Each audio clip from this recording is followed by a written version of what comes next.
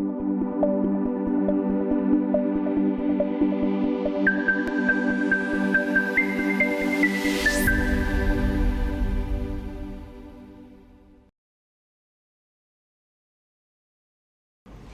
I'm Vishal Krishna from the Mentors for Kids program and podcast. In Mentors for Kids, we want to reskill finance students, BCom students. We want students to be employed. The problem with unemployability is a biggest use case and problem in India today, where there are more than 6 million graduates in the BCom side, but only 200K get employed. Our endeavor is to bring you people. I have people like Miss Ramani, who's here. She's a CFO at Teamlease, and she's also a BCom student and a CA. Am I right? That's right. Yes. And she's from a town called Vijayawada, which is a tier 2, tier 3 city. Now it has become capital of Andhra Pradesh. Absolutely. It is the capital of Andhra Pradesh, but it's a smaller town. It's a smaller town, and in fact, I'm from a village near Vijayawada. What's it called? It's called Yanmala Kuduru. Yanmala Kuduru. Yes. So there you go. So people from smaller towns are our target audience, because we have BCom colleges there, and these are students who come into the city and struggle, but our aim is to enable you to get to a position where you take your subject to BCom and go advise SMEs, become wealth managers, maybe become anything, but use your BCom to great effect. Also tax managers, you can become that too. So I want to get in the podcast right away. Remember to ask questions. This is Miss Ramani. Ramani is again from Teamlease. You can go Google it. I know all of you would be looking at your phones now. Teamlease is one of the largest employment agencies, would you say, in the country? That's right. And also one of the most successful. They've been around for a while, and they know India like no other. And we'll talk about all that, including your journey. So where do we start? I mean, the flavor of the season, again, as usual, is I'm graduating in a couple of months. Will I get employed? And then there's the story of AI and and also tariff wars happening globally. Where do we position a student of today? Would it be a positive outcome to know the world and say that, look, I can go do something in the world, or am I turning cynical, saying, am I relevant? How did you feel when you were graduating, and how does it look in the ecosystem today? So firstly, thank you so much for giving me this opportunity to share my views. Thank you, Ramani. Thank you. And to your question, so in fact, this is a question which we are also asking ourselves in our business, because as you know, we are in the business of hiring and recruitment, especially in 0 to 2 year experience category. So most part of them are freshers, and almost 40-45% are from rural background. First time coming into an urban city to take a job and all of that. But the thing is, we are able to hire only 5% of the kids who are approaching us for a job. Most of them already have a degree or a diploma. And we are able to fulfill only 30% of the open positions which our clients are giving us. So that means at any given point in time, we are having at least 30 to 40,000 unfilled jobs. Okay. And 95% of the kids, we are not able to hire them. Then you have to go deeper into it now, Ramani. Exactly. Why that 95%? Is something happening there? And why that 5% made it as well? There is a shortage. That means there are jobs. There are jobs. And in fact, if you ask any employer, most of them would complain that we have open positions, but we are not able to hire the right talent. And even they are not able to define what is right talent. See, it can also be because they have, okay, we cannot pay more than 30,000 or 25,000 for a fresher job. We'll only start with this. Once the candidate proves his productivity, we can take it upwards. So that can be a scenario. Or maybe their requirement is very specific. They need someone with a very defined skill set. And it's so difficult to find someone with a combination of, okay, that person should be an expert in taxation, in accounting, in valuation, everything. So multiple reasons. But in our experience, what we have seen is, because Teamlease is into this business for more than 25 years now, and over years we have given jobs to almost 20 lakh kids. In any given month, we hire about 25,000 new jobs. So that's the kind of volume we deal with. In the 95% of the cases where rejection is happening, the biggest challenge is as simple as confidence of the candidates. That's communication. So, not even communication, just simple confidence. Like how they are sitting, how they are talking, are they making eye contact with the person who is taking their interview? It is as simple as that. Okay, communication comes next. How they are speaking That's an the interesting English. fact. Yeah. I mean, it's something which we have to tell the candidates to make eye contact. If you're talking to someone, okay, look into Interesting. their eyes, smile while talking, just sit straight, be confident. These are simple things that we have to tell them. Ramani, this is funny, right? There is, I mean, this, and we are getting rejected for these things. Unfortunately, yes. But there is a shortage. There is shortage, but the thing is, see, these are entry level jobs. How do you define a skill set? It's very broad based, and most of the times it's like, just get me a pair of good hands. That's it. I'll train them however I want. So to handle my payroll, maybe Yes. they will be my assistant in handling my tax requirements for my clients. Yes. So those are the roles. Those are the rules, and they say that we will train them. We'll train them in 6 weeks, 8 weeks, whatsoever. On the subject matter. On the subject or on the role, what we are expecting them of. But the person should be open to learn, should have the confidence to take up the role. So that it's as basic as that. Okay. Second comes to the communication part of it. How they are presenting themselves, or how they are responding to a question, how they are comprehending a question. So those things come next. And then of course, the qualification, or which program they did, which university they passed out of, or maybe any references. All of those come, in fact, very last in the list. So it's funny you said confidence, because you're saying that you can come from a smaller college, but if you have confidence and if you can talk about the subject in second level of communication, if you can talk something, then you're sure to get a job. Absolutely. Okay. I may not be able to guarantee on the salary level that you would get placed, but if it is something in the range of 25 to 30,000, these are the two things that are good enough to place you a job. So, and there is a reason why Ramani is saying that, because when you become client facing, you need confident people, isn't it? And also the ability to learn. Usually confident people are willing to learn. If a new task is given, they don't shy away from taking it up. Because see, now the business models are also evolving very fast. Technology Rapidly. is taking over. So this person should be able to adopt, learn, ask people questions. Okay, how should I do it? So those are the things which they see in a candidate. I would have never thought that. I was thinking that there aren't enough jobs because of automation, but that's not the case, That's not the case. especially for the BCom kids. Not at all. In fact, automation right now is eating away a lot of software jobs and mid-level jobs, not the entry-level jobs. Because what's happening is at entry level, the cost of deploying an automation, an AI tool is higher than hiring the fresher. So as of now, the 0 to 2 year jobs are, as of now, Are safe. stable. Okay, let me come back to the subject of what you do at Teamlease in a bit. I want to start with your journey. Yeah. Small town outside of Vijayawada, and like you and I were discussing, we are Telugu people, and we are always streamed into either being a doctor or an engineer, right? We took up BCom for whatever reasons. I became a journalist, you became a CFO. And the funny part, BCom has helped me. I'm a BCom student. BCom helped me become a better analyst in the journalism field. Therefore, I can write better stories. In your case, you went on to become a CFO. I'm very curious about that journey. How did you? I mean, one is facing societal pressure from a small town, saying, I'm not going to do this, and I'm going to do this. Also, being a woman and a lady from that region, it's very different, right? I mean, you know how Andhra is. It's about marriages. It's about going out of the country to the US. How did you break out from all these specific challenges and end up as a CFO in a large company like Teamlease? Sure. Start wherever you want. Feel free to start at, say, when you've passed out of college. What were the options? So, firstly, I'm the first time graduate from my family. My parents are not graduate, but I'm so fortunate that they are supportive, and absolutely no differentiation between me and my brother. So, they gave the best whatever, and I'm sure most of the parents are like that. So, I'm very good at math. You were always good at mathematics? Yes, all through my education. How did that and, happen? I think I used to do a lot of sudokus, puzzles, and I. So your parents gave you exposure, which is interesting. Yes, I got that exposure, and as I said, I'm so fortunate that they're very supportive. They really helped me to explore my interests and all of that. So after class 10, I took MPC, which is Maths, Physics, Chemistry. Yeah.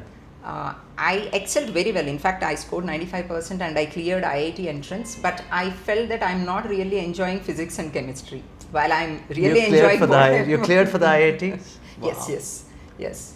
But I felt that maybe physics and chemistry is not for me because I'm not enjoying it. I'm able to get marks and all of that, but I felt I'm not really enjoying it. So then I started exploring what other options are there, because to be very honest, I haven't heard of something like a CA course, because for the same reason that you said in Andhra. So you have to either become engineer or a doctor, and if you're really smart, go for IAS, IPS, civil services. And I'm sure when you scored that, everybody would come with sweets saying, oh, I'm sure this girl is set for life. And then you come and drop a bomb saying, I'm not going to do any of this. Yes. So then I said I'm going for CA. And who took it personally? Was it your dad or mom, or was it the extended family or friends even? My parents are actually very supportive. Okay.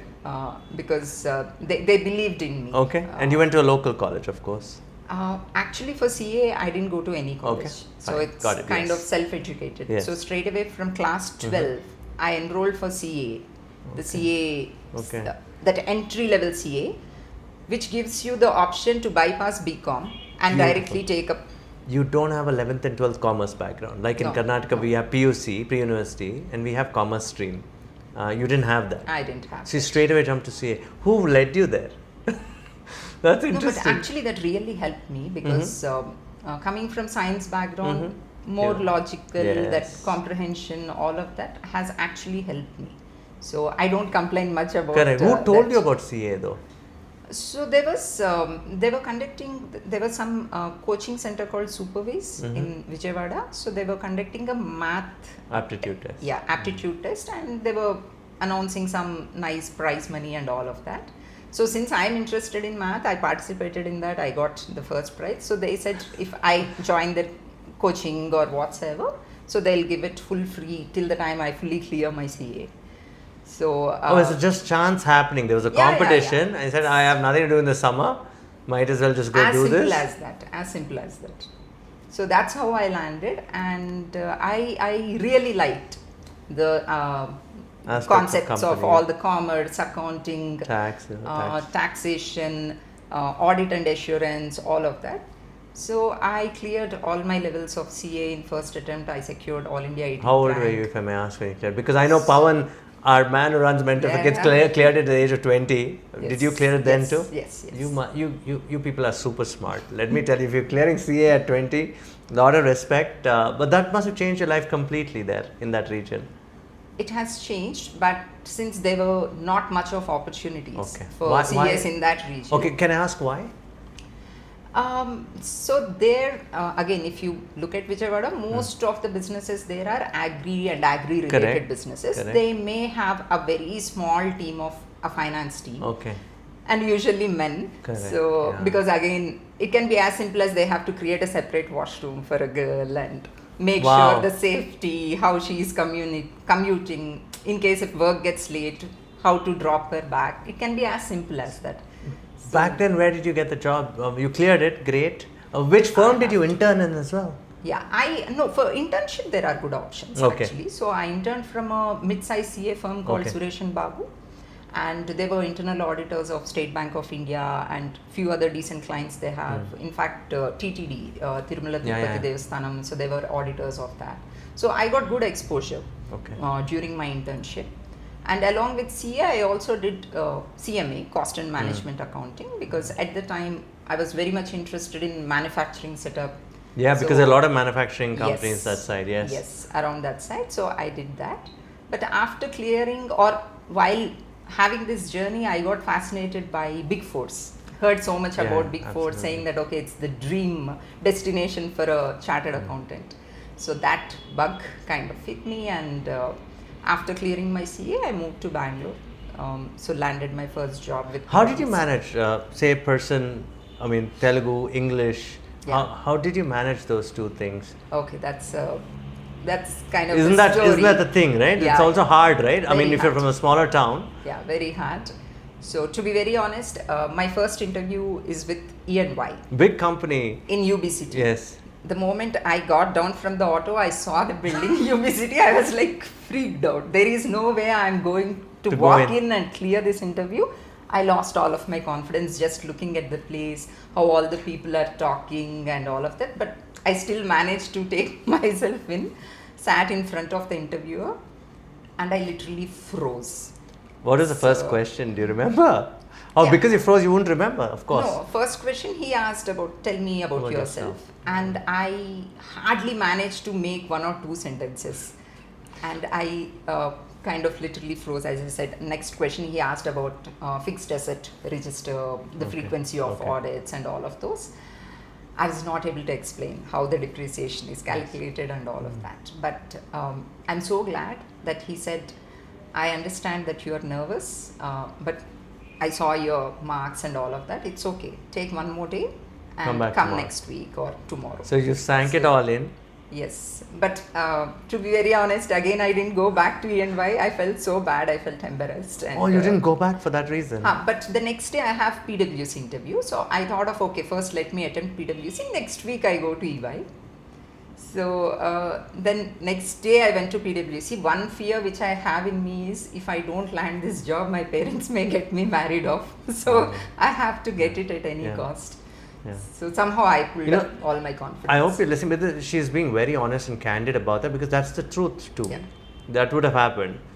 But how did you manage the PwC? You got the PwC role or EY role? No, PwC role. Okay. And again, I got so lucky because the manager who took my interview, he also comes from rural Karnataka. So he actually. understood the So he problem. understood the problem and he said, it's okay. Even if it's broken English or whatsoever, however you can manage, you can explain in your own words. Otherwise, if you want to write You on can how write to and show it draw to a me. balance sheet or a P&L, and if you want to write and show me, that's also okay. That's he so made sweet me of the interviewer. comfortable. Okay. Yes, so that really helped me and was able to clear the next rounds with the partners and everyone. So yeah, that's how I landed my first. Okay. You get in, you start learning English, which is a clear thing, right? You got to start learning because you started with audit. I started with audit. So that means you're client facing already, right? And you have to go talk to people in industry. Did you choose manufacturing to audit or did they? No, there we can't choose. Mhm. We may give our interest, but based on whichever clients they have to allot new Okay. resources, they do that. But I got opportunity to audit companies like Dell, NCR. NCR is one of the largest ATM manufacturers in the world Yes. at that time. And later Britannia, which is again into manufacturing, Okay. FMCG and all. Tell me about this. You would have never thought CFO would be a role or go into that mode. You could perhaps say that, okay, now that I've come into the big four, you go there and start your own practice. You could also go back to your small town and start a practice, for example. You could do that too if you wanted. How did you prepare towards this entire CFO structure that I can now, with my knowledge, I can perhaps run a company? How did that happen? Actually, that happened when I moved from PwC to Deloitte, because at PwC I was largely handling Indian clients. Correct. And then I moved to Deloitte. At Deloitte, I was handling mostly US clients. And consulting, would it be? Consulting, audits and internal audit setup, those kind of works. And I again really got fascinated with how creative they are, how they are thinking about new business models. So the CFOs were explaining about, we are planning to acquire these companies in these two new geographies. So for that, we are planning to invest this much. So I want to keep some contingencies in case if this doesn't work, what should be my fallback options and all of that. I felt that, okay, this is the real decision making, and this is. Did your CMS, cost management accounting subject, help you there? Did you think, oh, this is how Yes. creative you can get with this? Yes, it definitely helped me. So sitting in the boardroom with these large CFOs and talking about not just acquisition, how do we fund certain acquisitions? Yes. That got you thinking? Yeah, that definitely, and the whole element of fundraising, companies Okay. going for IPO. So I really got motivated. Hooked onto and it. Yes. Did you have mentors at the time?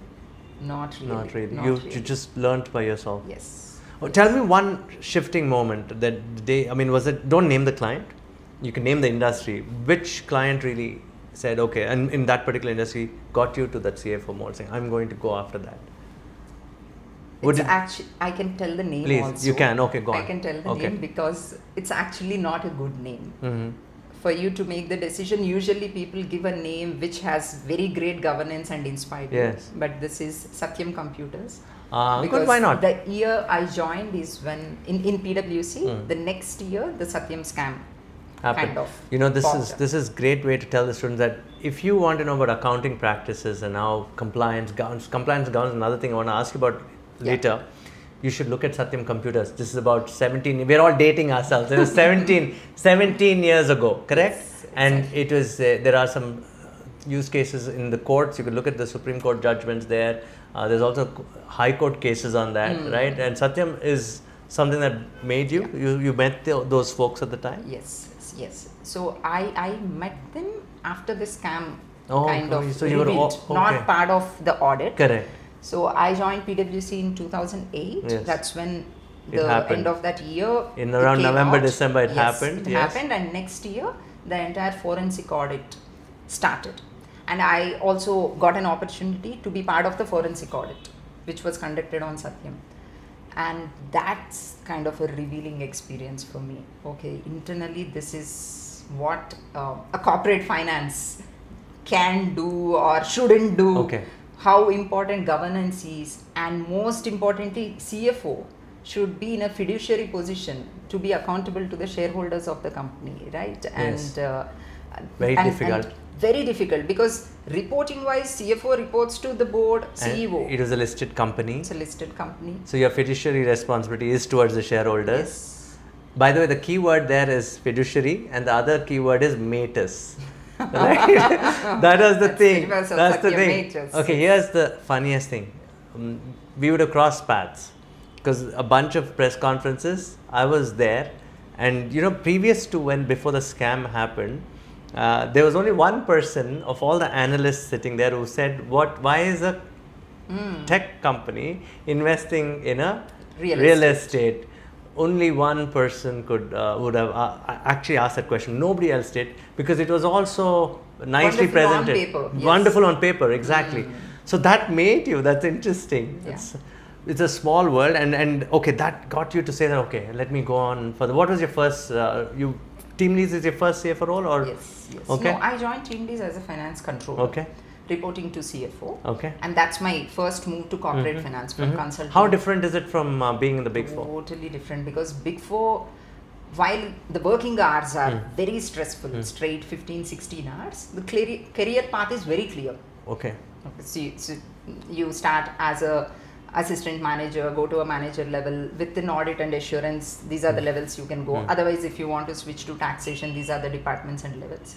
Whereas in corporate finance, that kind of assured career path won't be there. I understand. So it's like a lot of luck, a lot of whether you are in right place at the right time. Many factors contribute to it. Okay. But what I personally believe is, first we have to make ourselves worthy of that luck. So work hard, So make your own luck. Yes, make your own luck. It happens, if not today, after a few years. But keep or trying. whatever. Keep trying. Keep trying. Your finance controller job mostly compliance, governance. Compliance, GL accounting, taxation, consolidation, all of that. What you're good at already. So Yes, okay. but I was on the other side, okay. reviewing and auditing. Here I have to prepare, I have to own it. But that's only for a year, because next year the board has taken a call to take Teamlease to IPO. Yes. So that's like, you were not prepared for it, or you said it was a new thing. So I think no one can prepare for an IPO, Yes. because it's so exhaustive. Until and unless someone goes through that experience, it's very difficult to explain, because you have to deal with every single stakeholder who are in the corporate India. Like it can be bankers, lawyers, litigators, SEBI, stock exchanges, MCA, ROC, every single stakeholder in that business, brokers, bankers. all these people you mentioned, you have to do calls with them, right? Correct? Every day. Every day, right? How tough was that? No, it's very tough, but you don't feel that it's You had a tough. team with you to do it for you? Research? Very small team, very small team we have. But we consulted external bankers, lawyers, multiple consultants we used during that time to do market evaluation, Correct. research, the timing of IPO. Because see, nowadays IPOs have become very common. and almost every month you are seeing Yes. 1 or 2 new IPOs happening. But earlier, only profitable companies with a proven track record and very strict valuation guidelines by SEBI. So IPO in those days was very challenging. Okay. And we opened to one of the thunderous responses in the Was market. successful, right? Yes, almost 63 times oversubscribed. And we got some of the bluest of the blue chip investors, the global investors. Pre-IPO also. Yes, pre-IPO anchored by these large blue chip investors. And after IPO also, we did a series of M&As which completely I had driven. So yeah, it's a... So that CFO thing happened. I mean, you would have expected it, or how did the board get you in? I mean, it's beautiful because you said you've been part of many M&As. You made. When I look at Teamlease, I think you're the original, new age hiring business, right? For the new age India, let me say that. Yeah. It started with IT, but then you added so many services: blue collar, white collar, right? You can get into many aspects of the business. Probably in the second part of the program. Were you fascinated that a company in hiring could be valued so high? See, I believed in India as a story itself, because again, since you also come from Telugu background, so for Telugus, US is like the dream destination. Yeah, it's like heaven for many of them. Yes, that you have to land with a job in US, otherwise you are worthless. Yes. But I believe that the rate at which the country is growing and our domestic consumption story, and some of the reports at the time they were publishing and talking that China and India are the two next big things. So I felt that maybe this is it. This is it. This is the right place for me, because I'm a very high energy person and I get motivated by new action. No, and the thing is, you're open-minded in communicating your ideas, which is amazing. So finally, do your parents accept the fact that she's done well? Was that something? Yeah. Yes, definitely. They were very proud of me. But these things don't come easy. I mean, look at the hours that you have to put in. A lot of people say ambition is bad, but it is not bad. You have to work that hard if you need position. It's not about the hours. It's also about being smart. One is, look at the odds that you've beaten. You're a woman from a small town, which is very difficult. Like you said, if you don't get your first job in 6 months, you're out. You're finished. You're literally, nothing wrong about marriage, but you're literally asked to get married. That's a pressure that girls face today, and I've seen rural kids face it. On the software side of things, a lot of girls come in to give me CVs because they don't have jobs, and the very fear is if they don't, their parents have told them, "I'll give you 6 months," and they're literally said that, okay, if that's not the option, you'll get married, right? You beat that. Then you come to the city and you train yourself in what you want to do, and you also learn English in the process. How many hours would you put in to stay relevant? And the thing is, we're saying we have to be relevant at every stage. How did you manage that? It's all about motivation, because self, yes. Yeah, because during PwC and Deloitte, we used to work 15-16 hours every day. Maybe it's a very wrong example, but what is the alternative? Okay, you work only for 7 hours. We are not married, no kids. So what do you do? Just hang out. Absolutely. Alternative is not a social media site or watch Netflix. Right? There's something you want to give back to society, and this is it. Or at least help myself. Okay, forget about giving back to society. I'm trying to make myself more productive. Very well said. I'm being selfish here. You couldn't have said it better. So, it's not selfishness. You have to be that, right? I just sorted out. Okay, if I restrict myself to only 8 hours of work, what would I do the other 6-7 hours? Okay, hang out, go out, or browse, or watch Netflix. Wow. Maybe. Well said. Yeah, I better invest the time in myself. Well said. I mean, I see all the backlash which Mr. Murthy got. I think it's completely misread. Yes. But he's right? You're a growing economy, you want to aspire, and you want to put in the hours. Nobody knows that America became America because of the hours that the previous generations had put in. Absolutely. At least in 1971-72. Yeah. It's an important thing. And you got there, you've done this. Now there's something new in the room called AI.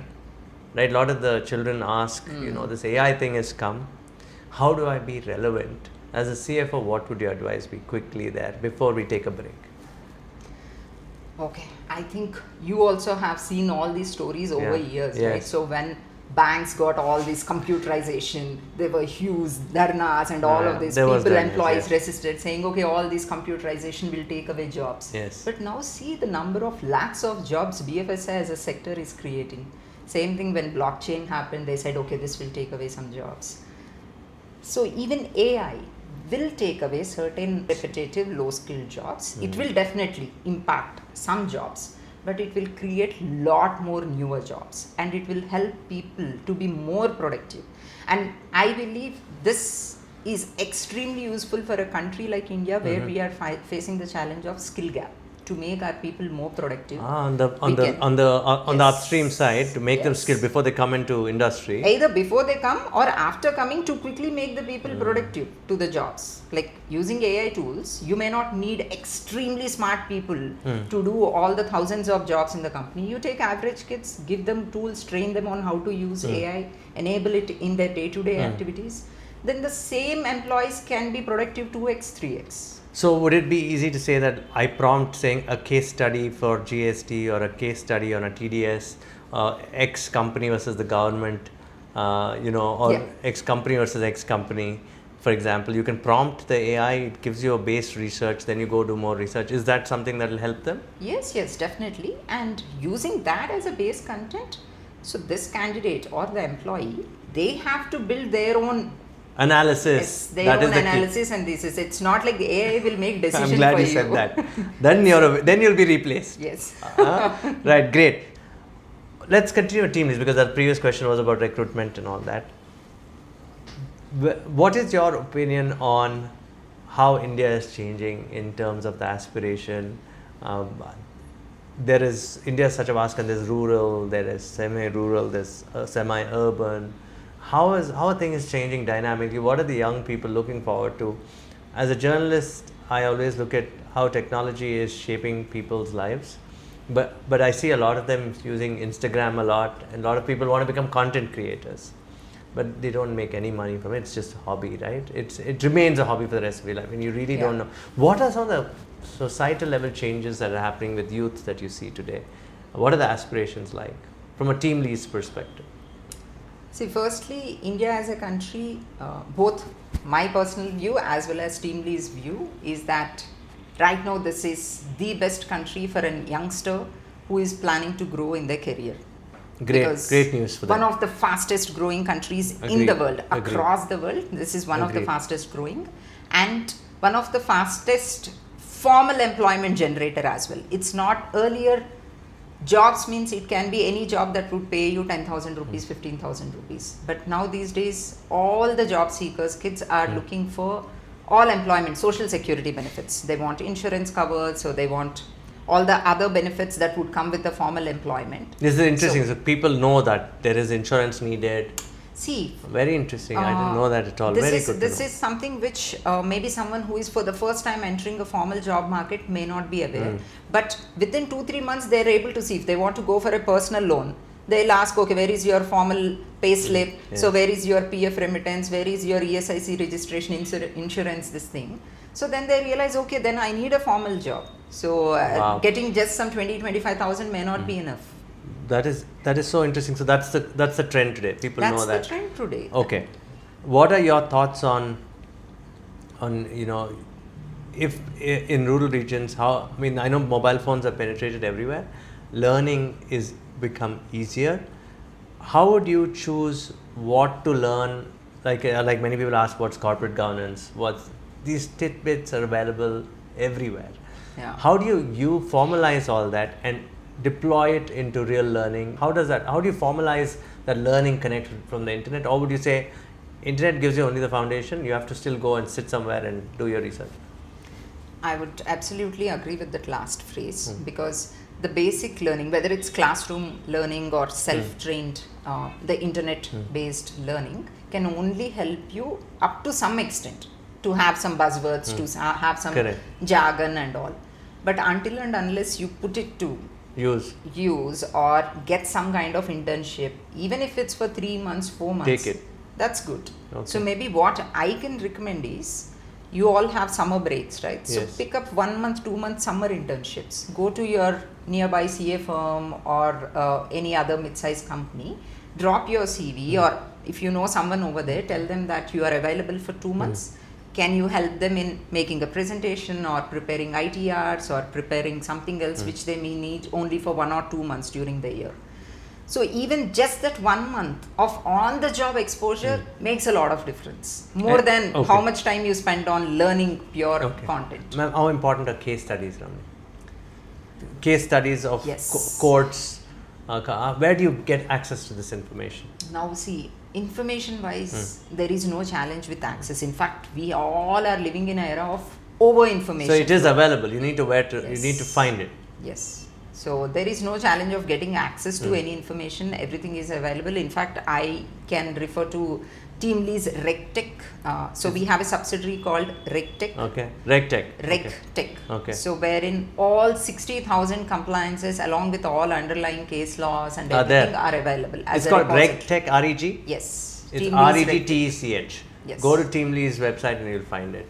So go there and get all the cases about compliance. You can refer to whatever you want. In fact, we are working with the PMO, Prime Minister Office as well, to enable ease of doing business. How can we bring down this compliance cholesterol? This is phenomenal. Okay. The connection between college and SMEs in terms of our fraternity, which is finance, BCom. You said it's confidence and communication that doesn't get jobs. How do we solve that connection? You go to colleges today. What is the aspiration of colleges itself? Is it just to say fill seats and say, oh, I've got this BCom subject, take it? Or do you think we should become like the doctor ecosystem where there is live training for these students? Would you be an advocate of that? Is that the only way we can then push these kids into the SMEs need finance roles, right? Yes. So do you think, what's your thought on colleges when you meet them? Yeah. No, in fact, one of the main reasons why CAs are well respected and are job ready is because of the blend of the internship program. Yes, which is what I would have thought. That's why you were ready. Yes. So even for regular colleges, at least in year 3, if we can blend it with some form of internship, with some form of at least a part-time work exposure, that makes a lot of difference. So we are working with many universities as well. So to enable the last year students to have part-time internships with large organizations. And some of these organizations are willing to use their CSR funds to sponsor for the entire degree courses of these students if they are willing to come and take up internships. Very interesting. So, I mean, I can give you some links and references which you can share. We can with put them. it on our YouTube channel. Yes. So Please they can refer to those open positions in internships and see if they can apply and take them. So would this be the largest option colleges can also grab and make this connect between industry? Yeah. Okay. I want to talk about how do you unwind? Yes, you put in all the hard work, great IPO. Did you finally settle down and take a break? What do you do to unwind? Do you read? Do you watch movies? Would you recommend that that's also an important part of life? It is absolutely important to unwind. Maybe for first 10 years of your job, because of the high energy and all of that, and you're you younger can do as lots well. of things. But after a point, see, what happens is once you get into leadership roles, you also have to improve your emotional intelligence. It's not just your logical. Do you want to define what that emotional intelligence is? So you should be able to see, because especially when you are dealing with an investor, with a client, or with authorities from IT department or SEBI, stock exchanges, you should be able to see, you should be able to read the room, see what the other person's body language is. Because many a times at that level it gets into an ego issue. So you should have that emotional intelligence as well on how to handle a situation if something is going out of the hand, how to settle things down. So it's not just your technical knowledge. Once you scale up, you also have to get, and for that all these other things are extremely important. You're reading, traveling, networking outside of your own industry. This thing. Yes, that makes a lot of difference. And for me personally, I'm a mother of 3 boys. So playing with them gives me all the unwinding, whatever that I need. Wow. So, and you're also, I didn't even know that you have 3 boys. Yes. That's another role that Indian women play. I mean, I don't know how do you people do it? I think we are fortunate Indian families, we have supporting parents. Yes. So yeah, otherwise it would be extremely difficult. The interesting aspect you just said is you find a network outside of your network. It's easier said than done. or would you say make an attempt to it? You'll really relax. Yeah, see, there are many forums. It's not necessarily something relating to your job. You can be or book reading professional- club. Yeah, just join a book club.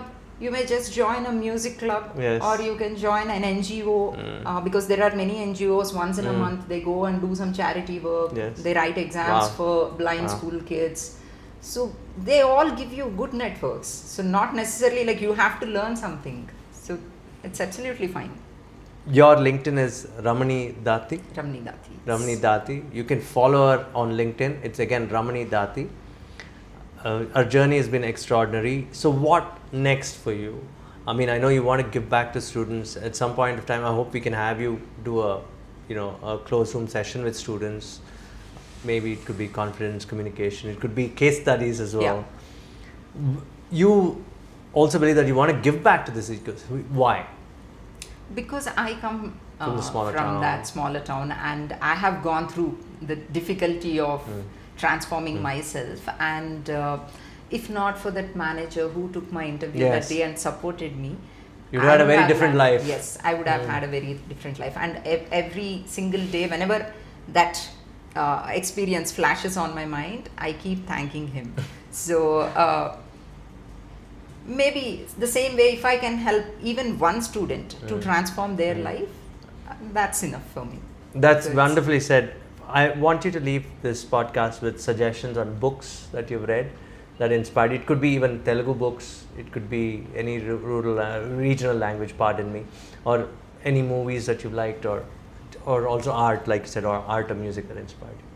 So the book that I'm reading right now, in fact, it's in my bag, is What We Owe Each Other. So it's about how the social contract is changing, because in the past, in the current scenario, it's like only the rich have to contribute taxes, Yes. and those taxes goes into school education or Subvention, retirement yeah. pensions.